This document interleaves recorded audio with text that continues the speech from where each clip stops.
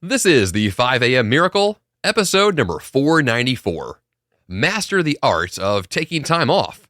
How to optimize your next purposeful vacation. Good morning and welcome to the 5 a.m. Miracle. I am Jeff Sanders and this is the podcast dedicated to dominating your day before breakfast. My goal is to help you bounce out of bed with enthusiasm, create powerful, lifelong habits, and tackle your grandest goals with extraordinary energy. In the episode this week, I'll break down what a purposeful vacation looks like, why you need one more than you realize, and how to take frequent mini vacations in lieu of just one big trip each year. Let's get to it.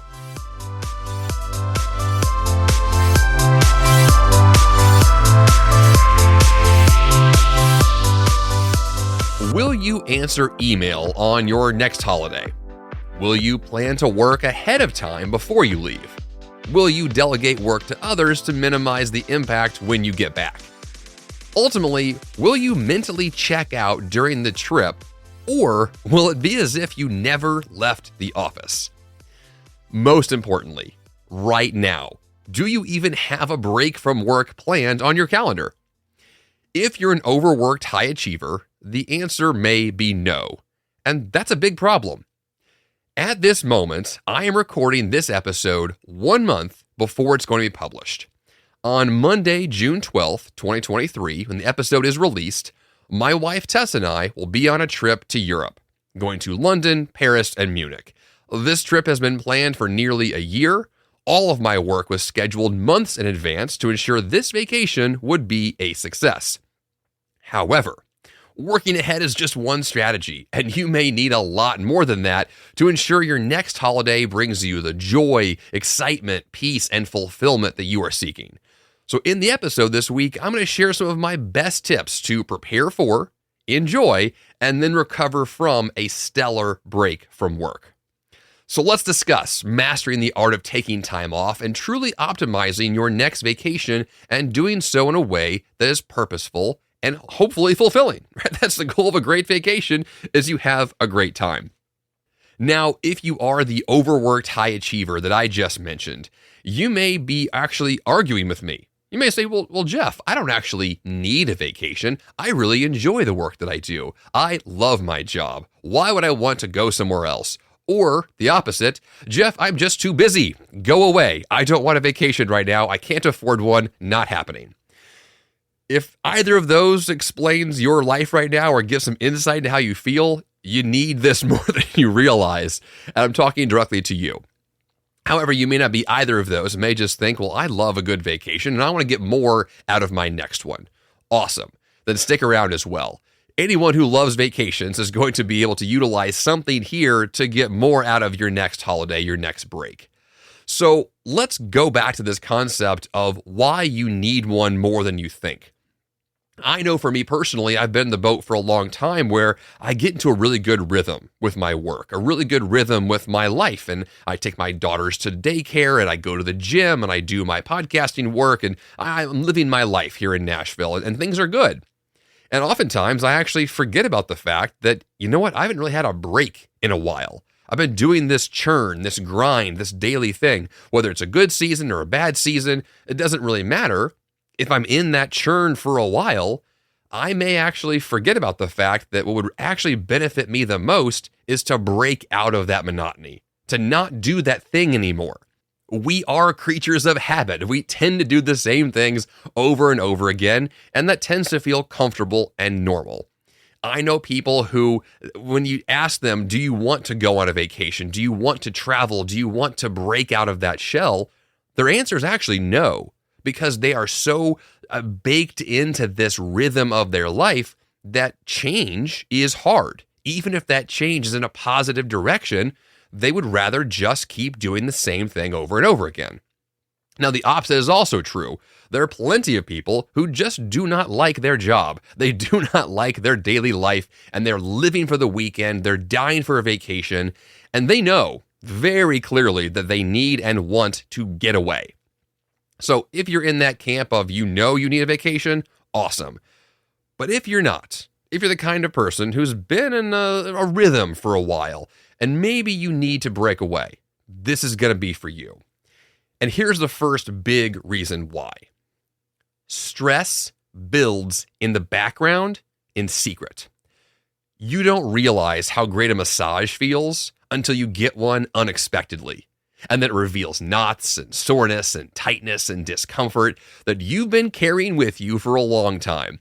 I've had this experience so many times where someone would offer me something like a massage or a vacation or a chance to de-stress. And my default answer is, no, I'm fine.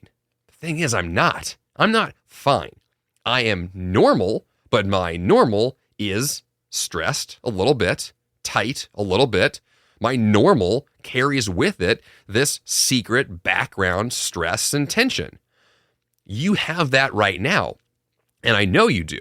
And here's the test. We're going to do a very tiny de-stressing activity. If you're driving the car, please don't do this. Otherwise, try this right now. Big, slow inhale. And exhale. Do it one more time, and on the exhale, relax every muscle in your body. Big inhale. And exhale.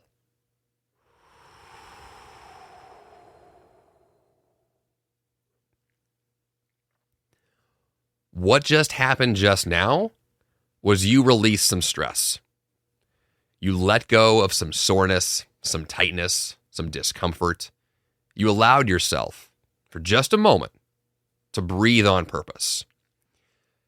Now, what you most likely experienced was just a bit of stress relief.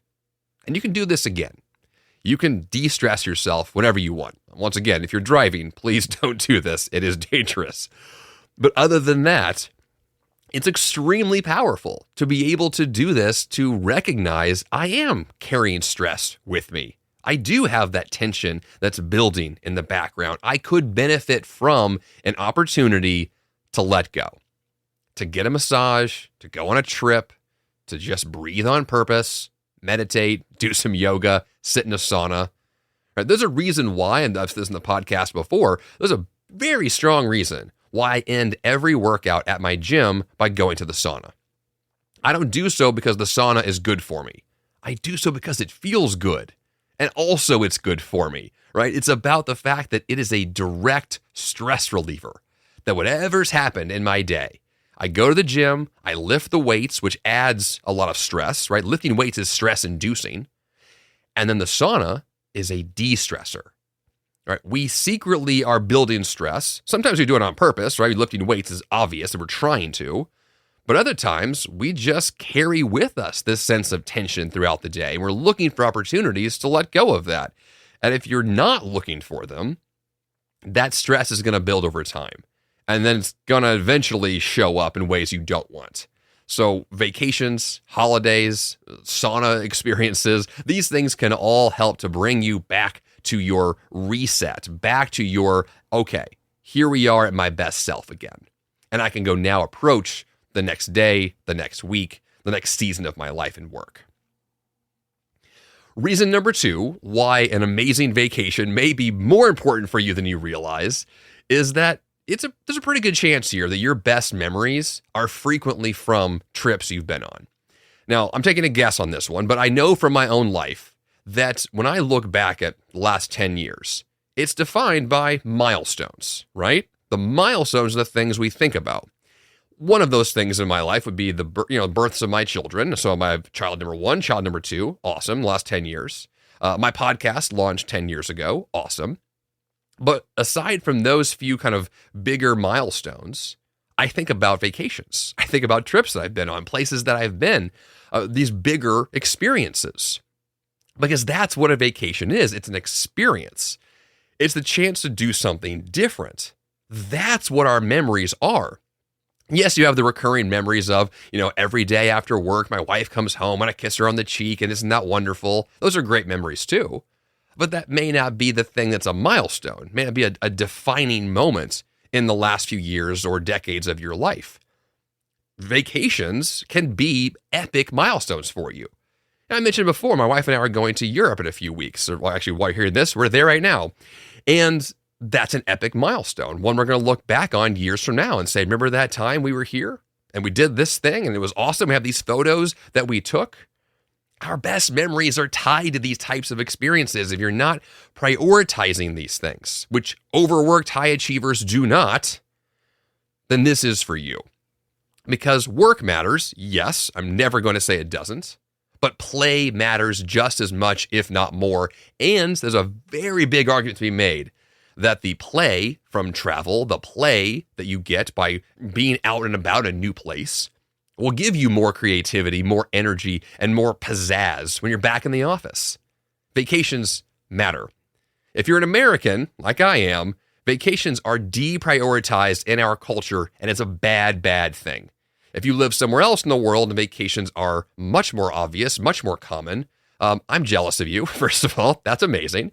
But second of all, we can all learn from that. We can all prioritize these types of breaks more often. The third reason why, and this is the last one here, of why a meaningful holiday may be more important and meaningful for you than you realize, is that travel changes you. Exploration is phenomenal. Once again, for creativity, but also for rejuvenation, for preventing burnout, and for an ultimate life reset. When I was in college, I took a semester to travel to Prague, and I studied there for 3 months while also traveling around a lot of Europe and a little bit of Asia. Very little. The point is that I intentionally set out to say that while I'm in these 4 years at this university, I'm going to take one semester and go abroad. One semester and travel and see the world in a way that I had never seen it before, and honestly, never seen it since. It was a very unique experience and one that fundamentally changed who I became afterwards. It opened my eyes to so many things I just never truly considered because I couldn't.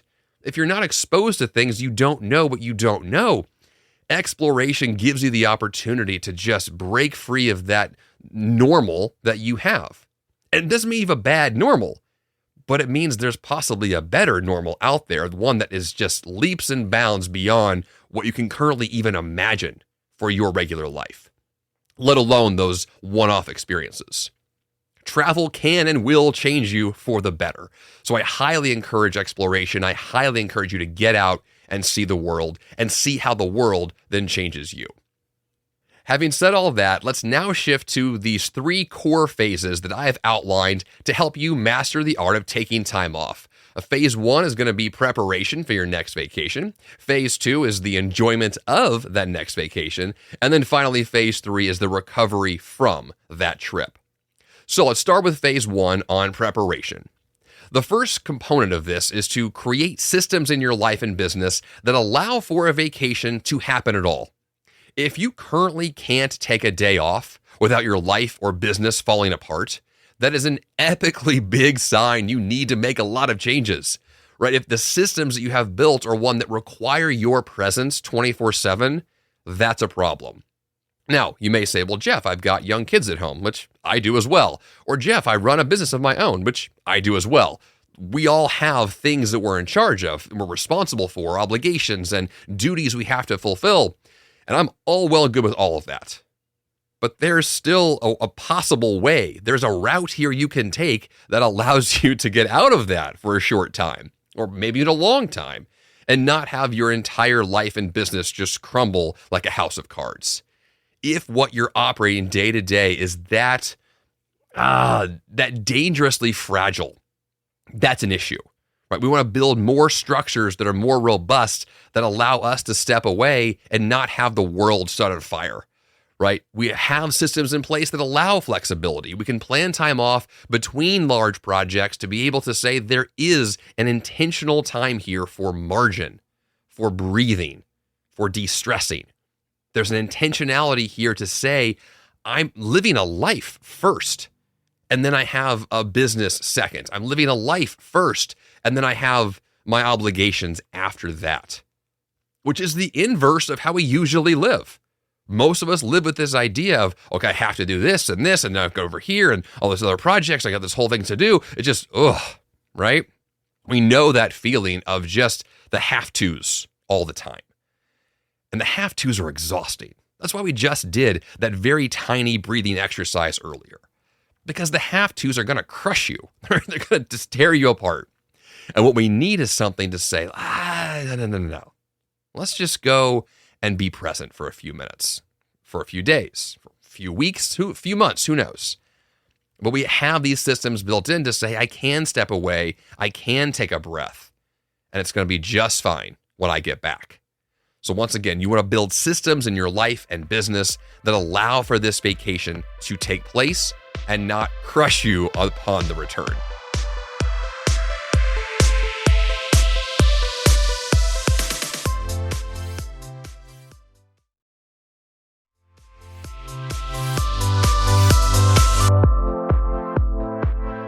Now, step 2 in the preparation process is to define what a purposeful vacation looks like.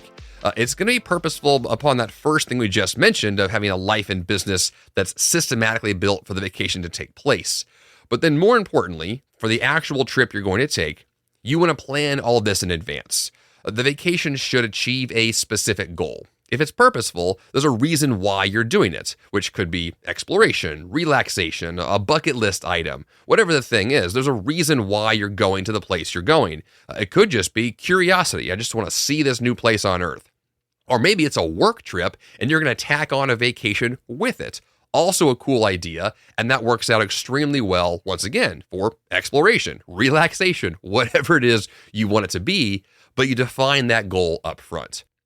Then you will make sure your schedule actually allows for this trip without adding stress. Now, this is a bit precarious because planning for a trip in and of itself can add some stress. So we've all experienced this. The preparation for something can be pretty stress-inducing. And so if you plan this trip far enough in advance, you can do these things very slowly, little bit by little bit over time, and then the stress element, hopefully at that point, wouldn't be a major factor. Now, usually at the last minute, things might get a little bit hectic. But speaking of that, one thing that I've done for years, I think is extremely helpful, is what I call my buffers. And my buffers are intentional blocks of time, both before and after a vacation, where I am not doing anything besides planning for and recovering from the vacation. So this is true for any trip I take. I have a buffer planned on purpose. Now, generally speaking, what I do is a buffer of 1 to 2 days before I leave on a trip with no work and 1 to 2 days after to recover. Now, depending on your schedule, that may be hard to pull off, but that's kind of the point, is that if the buffer isn't there and your work has to butt up against the vacation to the last possible second, well, then what does that mean for you? We all know what that means. It means a lot of stress right before you leave, and then the vacation starts, and the stress carries with you. And those first couple of days of the trip are just not what you wanted. You're gritting your teeth, right? Like that. We experience that. We know what it's like to say, I'm dying to get on this vacation, but man, once I got there, the stress didn't leave, and I stayed. It took days for me to then reset. And by the time I reset, well, trip's over. Back to work. Here we go. That's not what we're looking for. It may be unavoidable, and I will acknowledge that. It may be unavoidable. But if it can be, if the buffer can exist, please build in the buffer you need so that when the trip actually takes place and day one of the vacation has arrived and you're off in the airplane or you're in the car driving or whatever it is you're doing, well, now the excitement can build in. The fun nature of this can be there. And now it's actually something that's awesome. It's an asset in your life. It's a positive benefit. It's an experience. The next component of this purposeful vacation is that your budget actually allows for it. Clearly, we don't want to borrow a bunch of money and go into debt and feel like this vacation is going to financially strap us. This is so critical. The last thing you want to do for an intentional vacation that's designed to de-stress you and bring about joy and fulfillment is to attach anything to it that's going to oppose those goals. And financial stress is a major, major source of stress for a lot of people, a lot of the time. And so don't overstretch yourself here, right? Find a budget that works for this trip and then optimize the experience within that budget. You don't have to spend $1 billion to have $1 billion value from the vacation. You just don't. I've had plenty of vacations on little or no budget and had an awesome time. It is possible, and it's definitely possible if you're doing these little mini vacations, which I'll get to in a second, that definitely allows for a smaller budget and still a ton of fun. The last component here of a purposeful vacation is, and this is, we all know this, your work and responsibilities are covered before, during, and shortly after the vacation. The intentionality behind planning for a trip is almost always worked around your work schedule.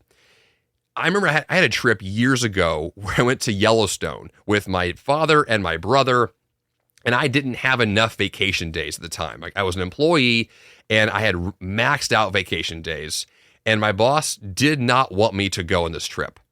Not only because I was going to go past my vacation days, so I actually have unpaid days off, but then he was also convinced that I was going to cause a big disruption at the office by being gone for 10 days. But I somehow conned him into it anyway, and I managed to figure out a way to make it happen. I took a financial loss by having unpaid days off, and it was a big decision on my part. Right? At the time, this was a pretty epic choice. Looking back at it now, it was totally fine, but at the time, it felt like a big decision. So I took these 10 days off, and the time I had before I left and the time I had after were, we'll just call it chaotic. Like, I didn't like it. Right? The actual trip was fantastic. Right? I camped out in the woods in Yellowstone, and I completely was exploring nature. These are all the things I love about trips. Right? This is an awesome trip. But I really screwed up on the before and the after of this trip. I managed to enjoy it, but it was flawed. Let's call it that. The purposeful nature of this vacation was at the core correct, but what surrounded it was just goofy and off. And so what I'm looking for now on any trip that I go on is this synchronicity of the whole experience. Yes, of course, I want the vacation itself to be epic, but I want the whole experience around it to be epic as well. That's the ideal. That's what I'm shooting for. It doesn't mean it will happen, but if that's what I am intentionally going to approach this with, that kind of an attitude, that kind of a plan, well, then I am so much more likely to allow that to happen. Like, that's going to be so much more possible if that's the goal up front. So that's my goal for you, is to approach your next purposeful vacation with that in mind, that this process can be thought through well in a way that is stress-free, not stress-inducing, and a way that is joyful, and not in a way that's just going to be, oh man, here we go again, right? Like, we all know that feeling. All right, step number 3 in this preparation process is to make a short list of what you want to get out of the vacation. So in this sense, we're looking at your values and goals for the trip. Are you relaxing on the beach, or are you going to do some vigorous mountain climbing? Right? How do you want to feel during and after the trip? This is an important one because oftentimes you may approach your vacation from one of two ways. It's either over-programmed with way too many activities, or seriously under-planned to the point of boredom and looking around and saying, wait, where do we go next? What's the next step? I have no idea. I've been on trips that are both of those things. And I tend to find, a happy medium somewhere that's actually ideal. My personal best vacations tend to have a plan in place, but also a planned flexibility. There's a really nice kind of juxtaposition between, here are things I know that I'm doing, and here's open time to do whatever I feel like doing. That to me has worked out really well, but that's an intentional choice of mine after years of travel, so you want to find what works best for you. Right? My mother-in-law, for example, loves a good group trip where someone's going to tell her, hey, we're all going here next and you're going to come along. And so from her perspective, there's nothing to plan. She just is along for the ride. And she loves those.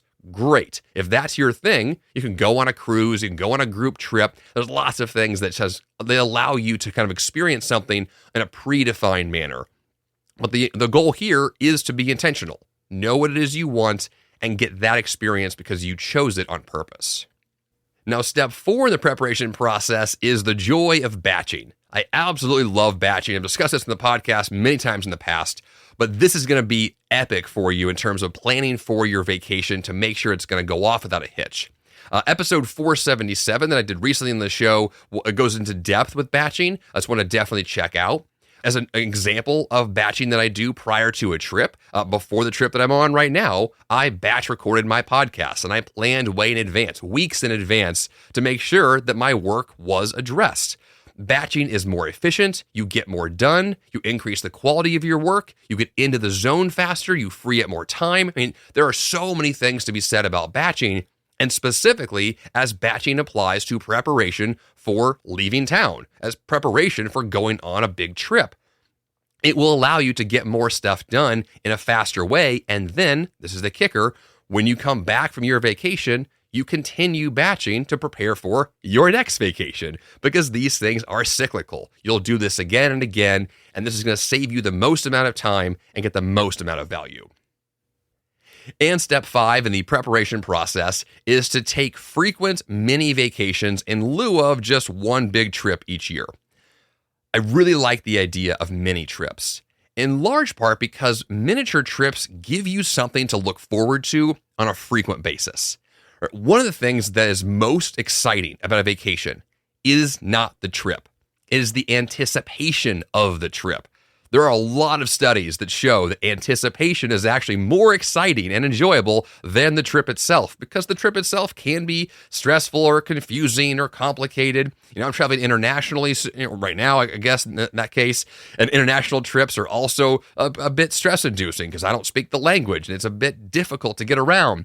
Right? Vacations can be hard. They definitely can be. But when you're able to anticipate something that's coming up, especially on a frequent basis, you get the joy of that on a more regular basis. So for me, tiny trips more often, like literally one per month, they can be cheaper, they can be shorter, and honestly just as fun as big trips if you plan these things well.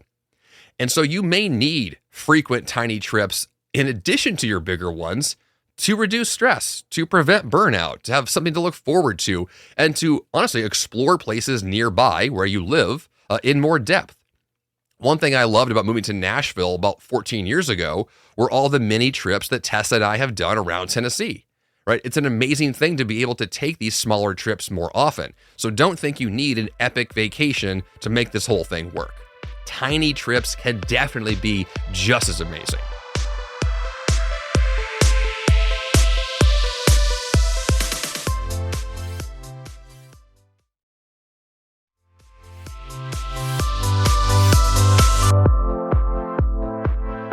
So now we're going to shift into phase 2, which is the enjoyment of the vacation. This is something that I have kind of gone back and forth on. And by back and forth, I mean this first aspect of the enjoyment, which is, am I going to enjoy it or not?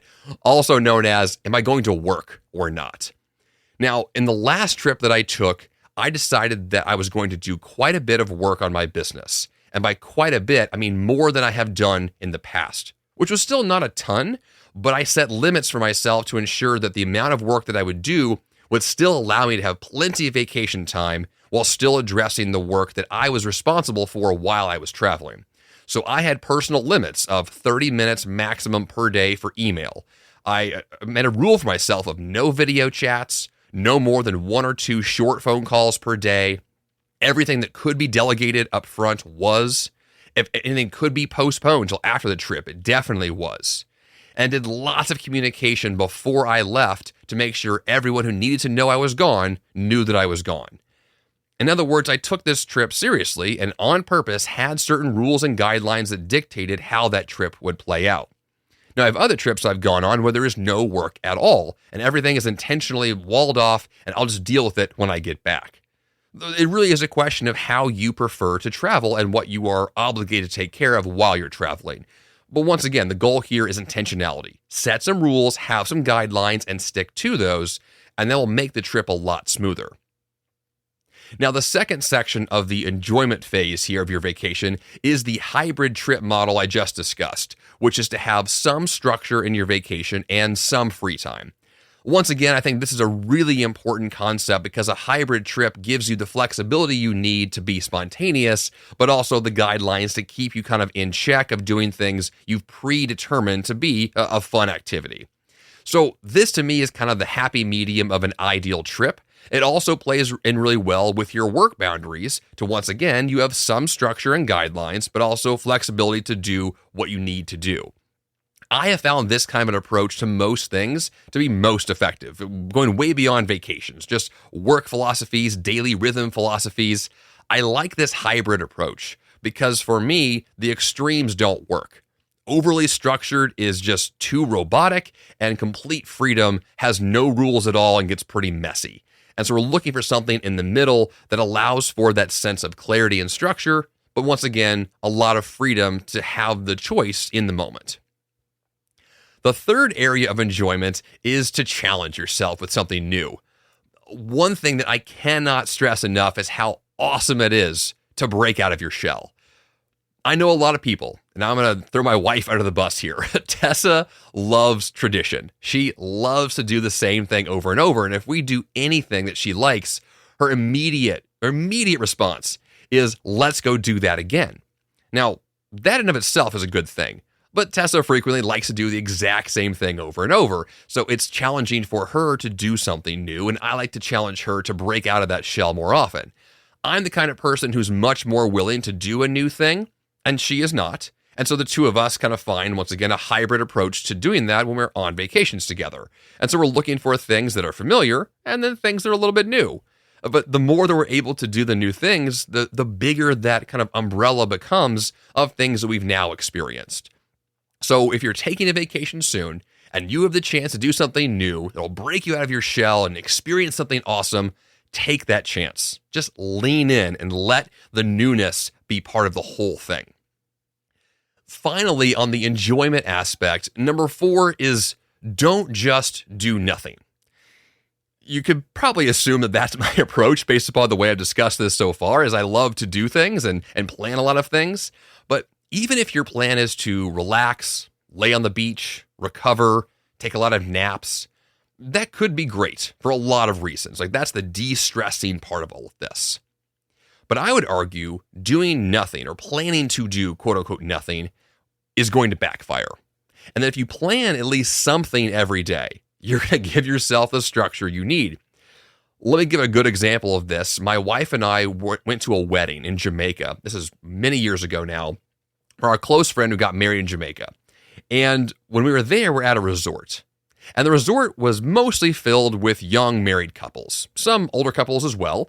But the majority of these couples had come on this trip, just the two of them, with no plan.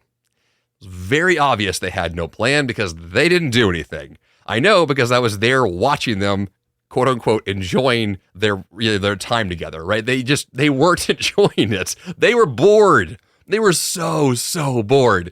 And I still remember that look on their face of, man, these two didn't plan anything. They just showed up. They're at the pool again and again and again. Like, it's not happening. And so for me, the obviousness of this is that I know my personality, and doing nothing doesn't tend to jive with me. Now, my perspective that they were bored could be a mistake. Maybe they were loving the fact that they were doing nothing. I don't think that's true, but if you're the kind of person who says nothing is my jam, great. But I would still challenge you to do nothing with some more purpose behind it, if that's even a thing. All right, finally, phase 3 of this process to master the art of taking time off is to recover properly from your next vacation.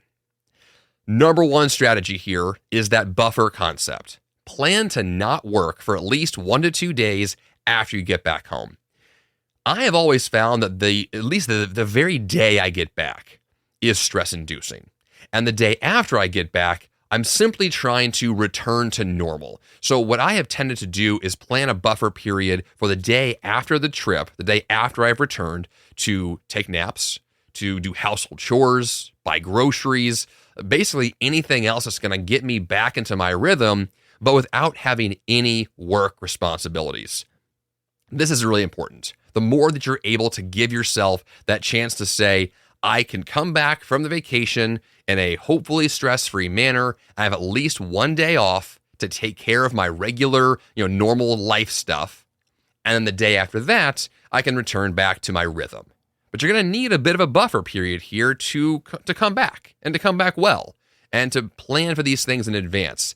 And so this has been, for me, one of the most helpful things I have done over the years, is especially that buffer after the trip, because you're going to need it more than you think. And when it happens and you didn't have the buffer, it's not fun. It puts a real stamp on the trip that says, like, maybe this trip was a bad idea. And honestly, I think what it does is it then discourages you to have a future trip. And then you come back to the office, there's a big old pile of paperwork on your desk, or at least there used to be paperwork on people's offices. I think it's now all digital. Anyway, doesn't really matter. You come back to the office and there's a lot of work to do, and it's not fun, right? So if you plan the buffer on purpose ahead of time, this whole thing is a lot smoother. Second part of the recovery is to process the experience, which you could do during the buffer, by the way. Processing the experience means you actually write down what happened. It could be in a journal, it could be on a notepad. I think it's actually pretty cool to record what happened beyond just the photos that you may have taken, or the videos you may have produced as well. And yes, making a photo album could be really cool, a digital or physical one. Memorializing the trip in some way is a very important aspect to process what happened. This, I think, is one of the keys to being able to do another vacation down the road, is when you do an intentional post-mortem on the trip to process the experience, write down what happened, review the photos. That's going to be an epic just argument right there to go do another amazing trip down the road and to be intentional about planning that trip. And speaking of your next vacation, the final step of phase 3 is to go plan that next vacation right now. Don't wait until you're stressed out in 6 months to be freaking out and think, oh man, now I need a vacation. You've missed the window on that one. We want to preempt that stress by hopefully de-stressing as we go along through life. But then, of course, more importantly, to plan these trips in advance so we have something on the calendar to look forward to plan, and to then build up to and actually enjoy in the future. So if you can, plan to take a big break in the far future, as well as, ideally, a bunch of smaller trips along the way to keep you at your best, to lower the stress, increase these experiences, have more milestones in your life and your memories that define, in a lot of ways, what your life is all about. Because honestly, exploration and travel, those are milestones. Those are epic parts of life. This entire argument about taking time off, yeah, it's about de-stressing. Yes, it's about, being your best when you get back to the office. But honestly, this is about living a life that you absolutely love. These are bucket list opportunities to go do things that will define your life. So let them be that. Let these trips be part of that story, part of your story, to live the life you've always wanted to. Now, as a quick review here, I have a few key ideas I want to make sure that we review because they are the most important elements discussed in the episode this week. Number 1 is that time away from work, it matters. And being intentional about it is super important. Number 2, you want to plan purposeful vacations on a recurring basis, hopefully frequently, enough to ensure that you always have something on the calendar. Number 3, be diligent with your calendar to guarantee time for the vacations. That, of course, means buffer times before and after, which is number 4. Plan those buffers before and after the trip. That's going to make the trip so much more enjoyable and smooth to get into and out of. Number 5, plan frequent mini trips throughout the year. Number 6, reflect back on your trips when you return. And number 7, do your best to live in the moment as you experience new things that you take on purpose, because newness and exploration, that's baked into all of this, and it's amazing.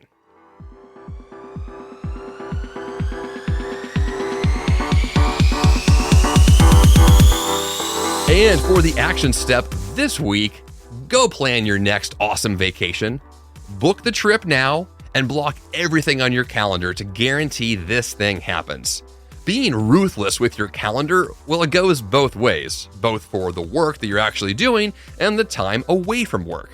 If you notoriously miss vacations, forget to plan them, or find yourself too stressed out too often, you want to prioritize self-care and ways that actually regenerate you to your best self, and an epic vacation can be that solution. jeffsanders.com/494 is the place to go for the episode notes. And of course, subscribe to or follow this podcast in Apple Podcasts or Spotify. And that's all I've got for you here on the 5 a.m. Miracle Podcast this week. Until next time, you have the power to change your life, and the fun begins bright and early.